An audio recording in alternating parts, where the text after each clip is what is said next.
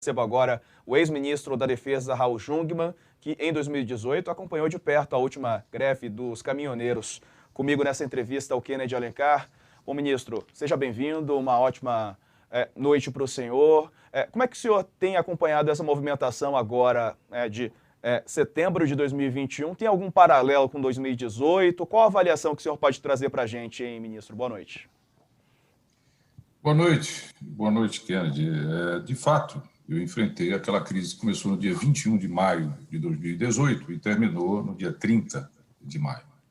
E foi talvez a mais grave crise, tirando os aspectos institucionais referentes a impeachment do presidente, Temer, etc., foi a crise mais grave de todo o governo.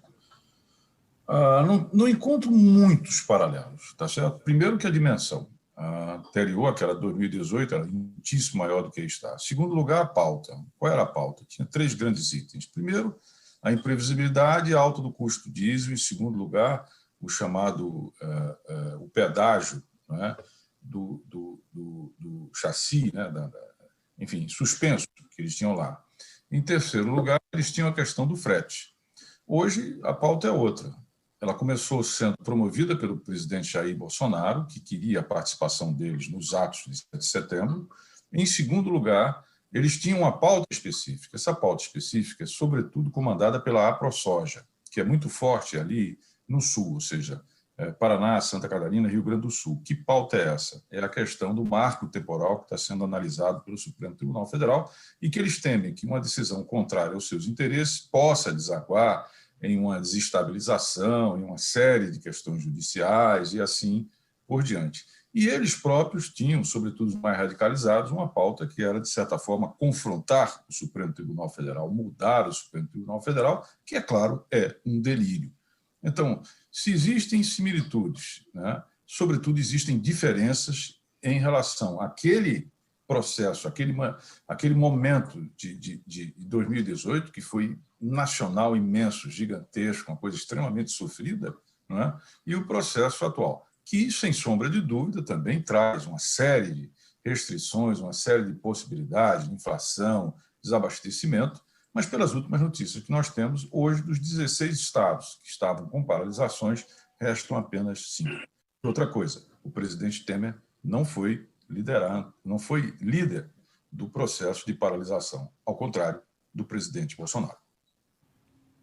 Ministro, o senhor ocupou a pasta da Defesa.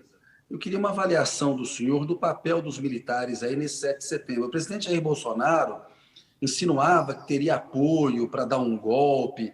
O ministro da Defesa, Braga Neto, estava com ele lá na cerimônia de hasteamento da bandeira, que é algo natural, porque substituiu ali o desfile. Mas eu queria uma avaliação do senhor. O senhor tem algum bastidor de como as 3 forças viram esse 7 de setembro e se isso ajuda a explicar um pouco esse recuo do Bolsonaro e, por último, se o senhor acredita na duração desse recuo, quanto tempo isso vai durar, ministro? Bom, com relação aos militares, o fato positivo dessas manifestações foi que eles não estavam lá, nem estavam em Brasília, nem estavam em São Paulo, à exceção, como você disse, do ministro da Defesa, o Braga Neto. Isso é positivo, sobretudo quando se sabe que o presidente vem fazendo um constrangimento, como nas minhas palavras eu disse, Kennedy, vem fazendo bullying com as Forças Armadas para que elas endossem e apoiem os seus atos de constrangimento dos demais poderes, sobretudo do Supremo, e dos governadores no caso do lockdown. Então, sob esse aspecto, as coisas caminharam bem.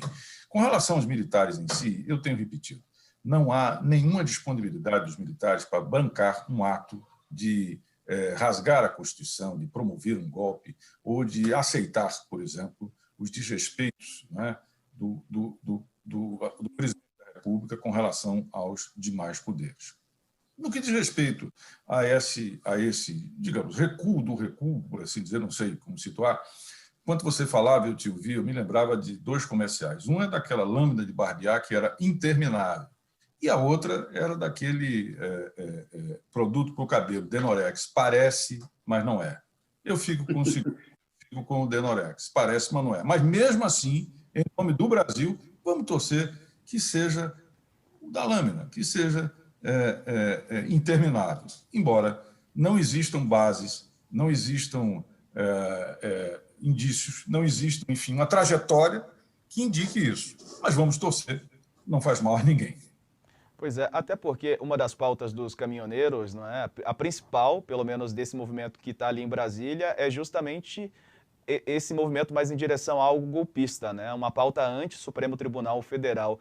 Isso havia algo parecido em 2018? Nada parecido com esse movimento, né, ministro, em relação Não, a essa pauta não, aí, muito golpista, não. né, por parte dessas pessoas que estão mobilizadas. Na avaliação do senhor, é uma representação dos desejos da categoria? A gente sabe que os caminhoneiros, em geral, né, em greves, paralisações, há uma descentralização, né? Cada região ali tem um líder e tudo mais. Queria entender do senhor. O senhor falou agora há pouco, inclusive, que dessa vez o líder do movimento é o presidente Bolsonaro, né? Na opinião do senhor. É o presidente Bolsonaro, porque, primeiro, você deve se recordar que naquela crise dos caminhoneiros, greve dos caminhoneiros de 2018, ele apoiou, era parlamentar, não era presidente, e ele apoiou, não é, de uma forma enfática a greve dos caminhoneiros, que chegou a ter no Datafolha um apoio de aproximadamente 86%, 87%. Quando isso se reverteu, ou seja, quando ocorreu o desabastecimento, quando as pessoas tinham que ir de madrugada abastecer o carro, quando as aulas foram interrompidas, os aeroportos foram fechados, e tudo mais. Então, isso reverteu. E também naquele momento, Kenneth, você deve se recordar, eu fui o primeiro a dizer, olha, isso aí é lockdown, isso não é só greve, porque por trás disso tudo se encontravam os traders, se encontravam as grandes distribuidoras, transportadoras, assim por diante, que estavam dando combustível àquilo tudo. É quando há uma decisão do presidente de colocar as Forças Armadas para destruir as vias, e, em segundo lugar, a AGU, da Grace Mendonça, entra no Supremo Tribunal pedindo que considerasse ilegal aquela greve, o que é atendido pelo ministro Alexandre de Moraes, que, inclusive, coloca uma multa de 100 mil, 200 mil por dia, e são abertos 40, 45 processos no âmbito da Polícia Federal. Então, esse foi aquele contexto. Agora, tem uma coisa muito interessante aí. Ministro, tem muito de lockdown nesse movimento agora do Bolsonaro. Também. Eu já falei aqui do AproSoja, tá certo que tem esse interesse, é uma pauta específica, e boa parte, se você for verificar, desses caminhões que estão aí e tal, etc., tem a ver com esse pessoal e também com outras entidades menores. Mas, olha, Kennedy, tem uma coisa muito interessante. Foi a primeira vez que eu me defrontei, e acho que também um governo se defrontou, com o sindicalismo de rede.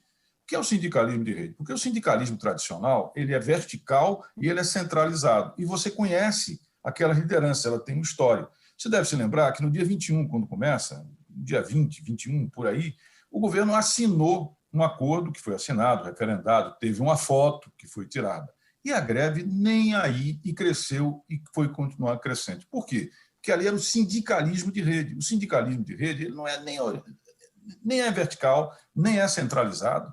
Cada líder tem, digamos assim, a sua patota, o seu grupo, se articula como se fosse uma cobra de vidro, tá certo? Ele está em todos os lugares e cria uma imensa dificuldade, que é o seguinte, eu negocio com quem? Porque a liderança do sindicalismo de rede, ele surge no momento, ele não tem um histórico, você vai procurar, tem uma direção, tem um presidente, não. É um caminhoneiro que tem 50 amigos, outros que tem 80, outros que tem 30, se associam, tá certo?